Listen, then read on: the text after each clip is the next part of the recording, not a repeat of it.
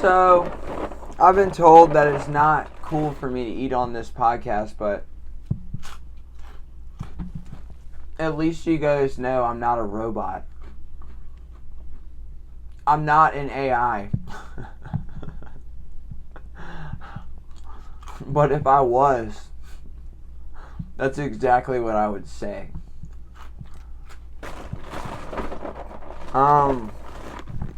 So yeah, today we're going to talk about demon possession. We're going to talk about what it means to be possessed by a demonic spirit. And what actually is a demonic spirit? Well, first of all, if we're going to talk about demons, then we have to understand that those are represented by the camp of evil. The direct opposite of good. There's good and there's evil.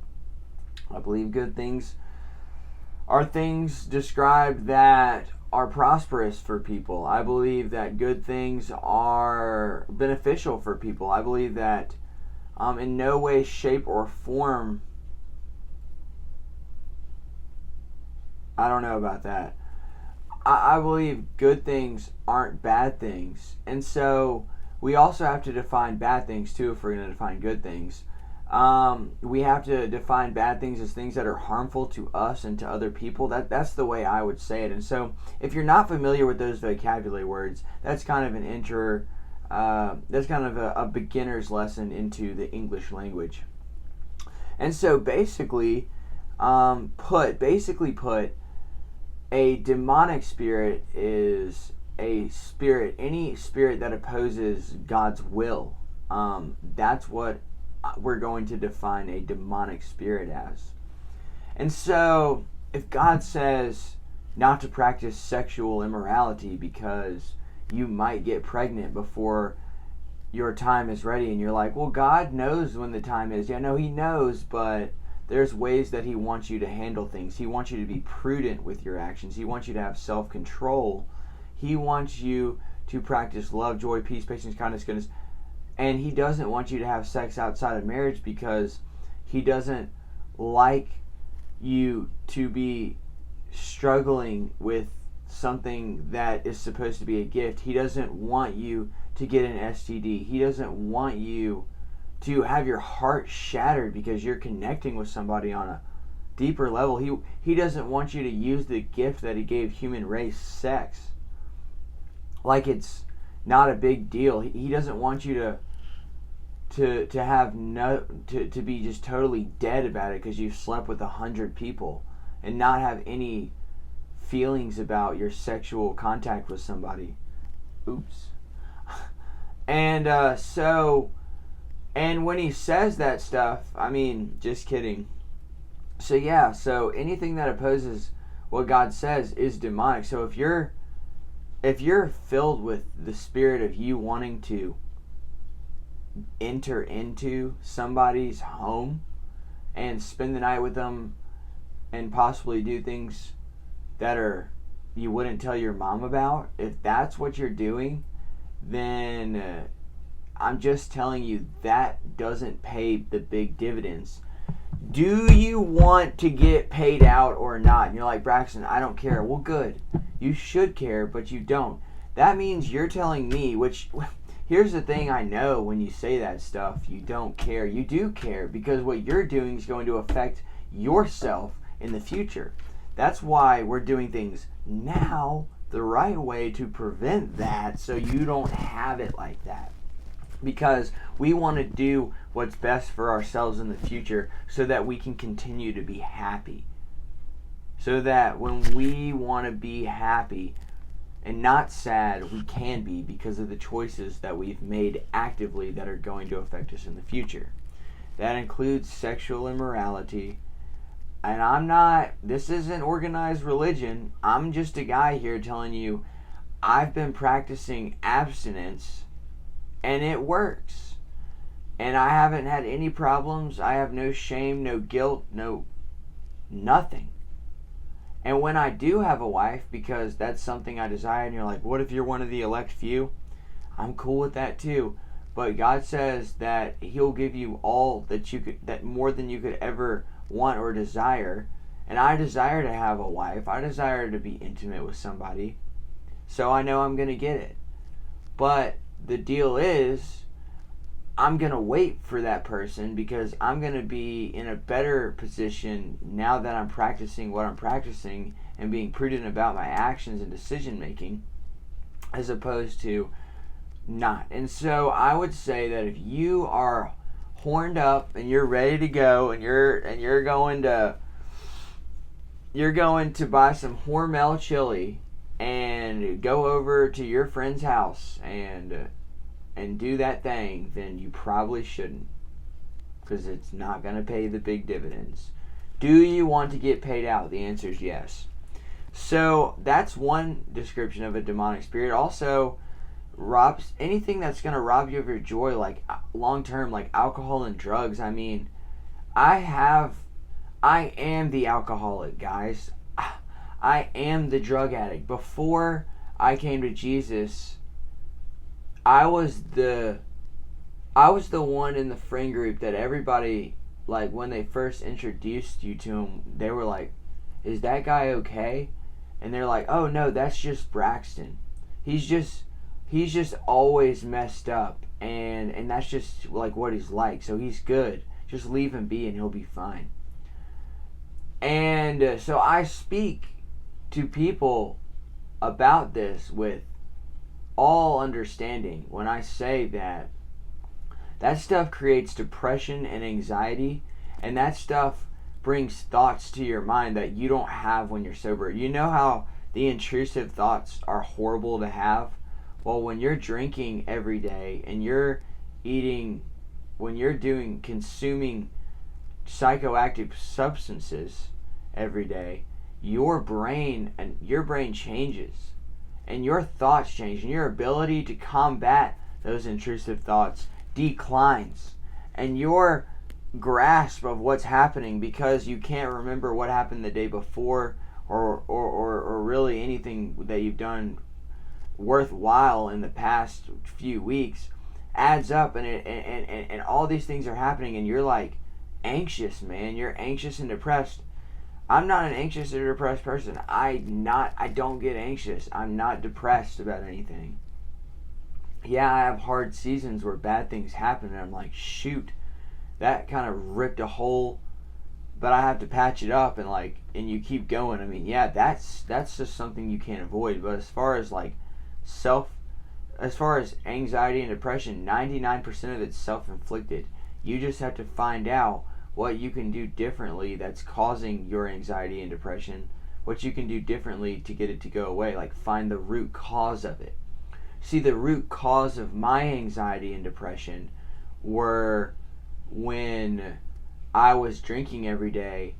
If I didn't drink, my body was physically addicted to it, so my brain chemical levels were fried. They were cooked. And so, like, the reason too also that I realized that a lot of the times when I would drink was to make me feel more comfortable, because in college it always looked like everybody else was doing the right thing and I wasn't, and I mean right thing by just doing the same exact thing I just didn't know it, that other people felt the same way as I did. But a lot of the drinking and a lot of the substance abuse was really just because I wasn't comfortable. Now, that's not 100% true through and through. I mean, yeah, I like the way they made me feel, and we like having a good time. And it's so funny that we say that, because right now, why would I think about what having a good time is like, and it's like having some laughs and some good wholesome fun, not waking up at 3 a.m. vomiting your socks off for an hour and then drinking enough water to not get you killed and sleeping on the bathroom floor like that. That's not fun. And having a freaking headache for the next day, and all that stuff. So look, all of those things that I'm describing, alcoholism, substance abuse, those things lead to depression and anxiety, because you're not clear-headed, because you're not able to reason to yourself. your thoughts are influenced by substances that are altering your brain chemicals, which messes your thought patterns up and your trains of thought. It interrupts them. I've been talking this whole time without the freaking microphone. So this is our recovery time right here. How does this apply to demonic spirits, Braxton? How does this apply to demons?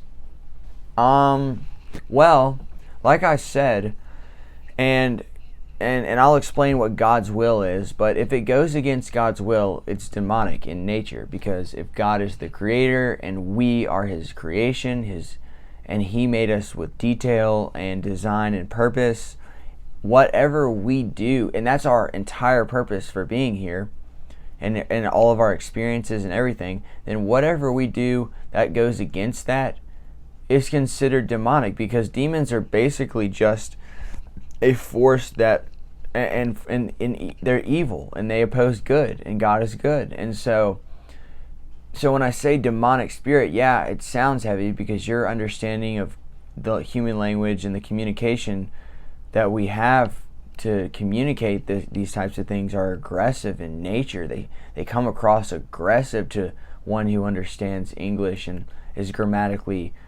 capable of traveling the seas of prepositions and phrases. If you understand English, then you should understand what I'm saying, that demonic spirits are anything that oppose God's will for your life. And so you kind of have to know how his ways are to understand that. And that's kind of a big reason why I say you need to read your Bible. That's why I read it with you guys, because who knows how many people are actually doing this by themselves. But you know what? If it's one thing that I can do for you is help you get in the Word, then that's what we're going to do. Because this stuff is going to help you get rid of the demonic spirits. Demonic is bad and you don't want it. You think you don't care, but you will when they come, when they're there inside of you, taking root, and you're anxious and you're wishing it would go away. I'm going to help you prevent it off the front end, and that is changing your ways. Changing your ways so that you're not anxious, so that you're not depressed, so that you have something to stand on, so that you're confident in all things that you do. And that's what this word is here. That's what this book is. This book teaches us how to walk through our lives and have those things: peace, patience, kindness, goodness, faithfulness, gentleness, self-control. And today we just so happen to read about demonic spirits. So let's read about this guy who had a demonic spirit that Jesus heals. And an interesting thing that you're going to find out in this chapter, and you're like, Braxton, how do we get rid of demonic spirits? Whether they're manifesting as, dangerous, like they're going to harm someone else, or they're harming themselves, and other people. We're going to find out how to combat that, and I'm going to tell you the secret right now, and we're going to keep going. His name is Jesus Christ. It's not a what, it's a who. It's not a how, it's a who. Okay. Mark chapter 5, we're starting in verse 1. We're going to read Jesus healing a man with a demon. They came to the other side of the sea because they were just in a storm, and Jesus calmed the storm while they were on the ocean. So we're picking up from, the Sea of Galilee. I think it was the Sea of Galilee. They were on a sea. We're not going to get into too many details and mess anything up. They came to the other side of the sea, to the country of Gerasenes, or however you pronounce that. Butchered that. And when Jesus had stepped out of the boat, immediately there met him out of the tombs a man with an unclean spirit. He lived among the tombs, and no one could bind him anymore, not even with a chain, for he had often been bound with shackles and chains, but he wrenched the chains apart, and he broke the shackles into pieces. No one had the strength to subdue him.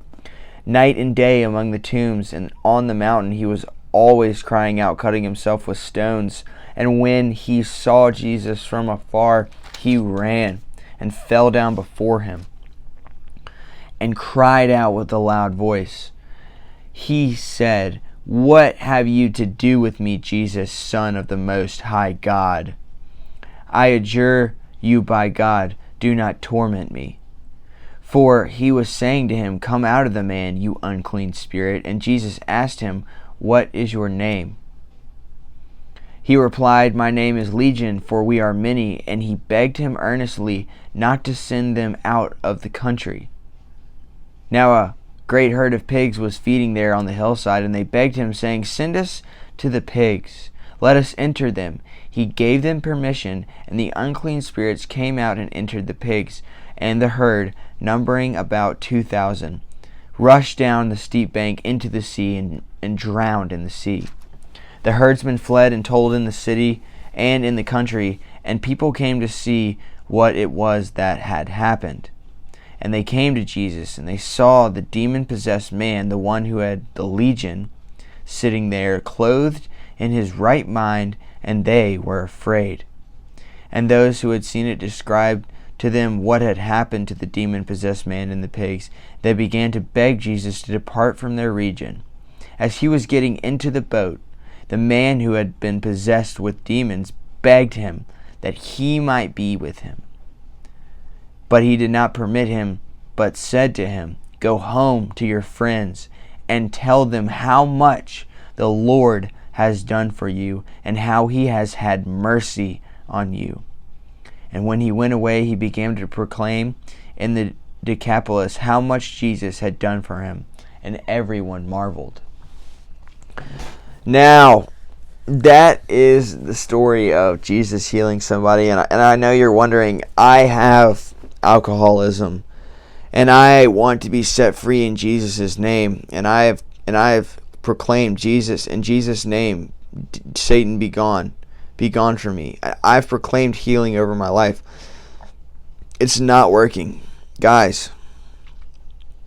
Miracles do happen, and you can be healed from anything. Seek and you'll find, and ask, the door will be open. Knock and the door will be open. Ask and it will be given to you. These are all those things came out of Jesus' mouth. You'll find what you're looking for. But sometimes miracles don't happen. I mean, it would be a miracle if your alcoholism suddenly disappeared and you had no more problems.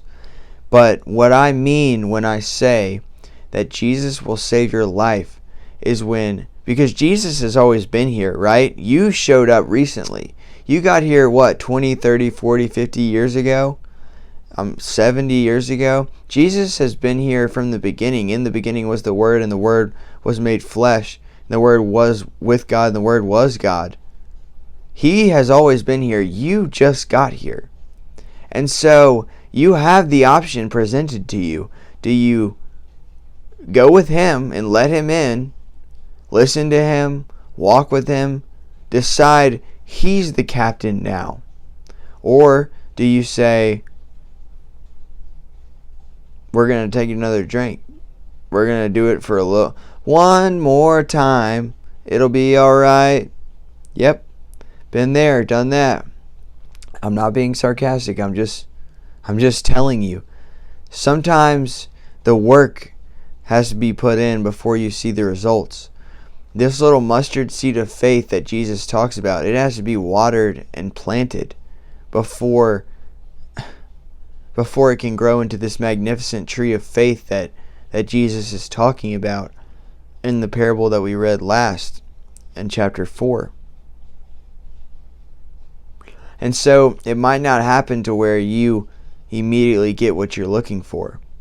But when you turn your eyes to the one who can do anything, and you turn and you open your heart to Him, and you let Him in, and you say, "Jesus, I'm going to start doing what you ask down to the last T. I'm not going to cross my T's, but I am going to dot my I's, because I don't want to fall into what the people back in the day did and be totally lawful and just be like all about the law." I mean, we're not trying to condemn people for stepping on a crack in the road. We're just trying to set them straight so that they can have a life in abundance, the way it was supposed to be lived, with full joy and peace and comfort in knowing that you're secure, with full security. That's what we want, and that's what we're going for here. And so I'm not trying to say we have to follow the law 100% and blah, blah. I'm saying listen to what Jesus says and do it. Think about what he says. Read what he says. Think about it during the day and make it happen with those other people that you're talking and looking at and interacting with. And your life will change. Those demons will go away. Yeah, the intrusive thoughts will come. They'll come. But you know what? You'll be a lot more suited and equipped to handle it. And once you keep getting better and better and better and better, you won't even care about the drink anymore. You won't even care about the naked women anymore or the naked men anymore. You won't even care about the food because you're obese and you're overweight. You don't care about those things when you have Jesus. Yes, there's times when you forget and you're stupidly confused, because I'm talking to you here with all clarity. But even when I'm by myself, I still have those stupid moments where I don't know anything anymore, you know? When you're just, like, for some reason forget everything you've ever done.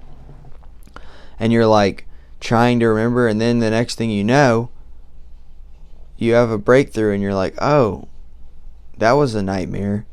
Well, if you read this word and you practice what he says, and you remind yourself of the promises that he's made to you, that nobody can take you out of his hand, and that he has conquered death, and that he has made Satan his footstool, and that he has overcome the world, and that we're already victorious, and that he is life, and he is life in abundance, and that although I walk through the valley of the shadow of death, I will fear no evil, for he is my rod and thy staff, and they comfort me.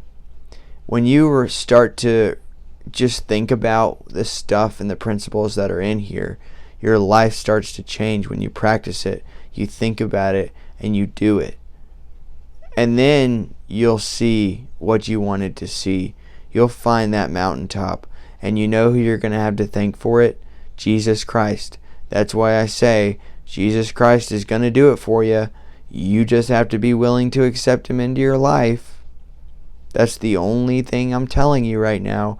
It all works out, but you have to let Jesus in, or he can't do the work that you're not capable of doing for you while you're doing the work that you're capable of doing.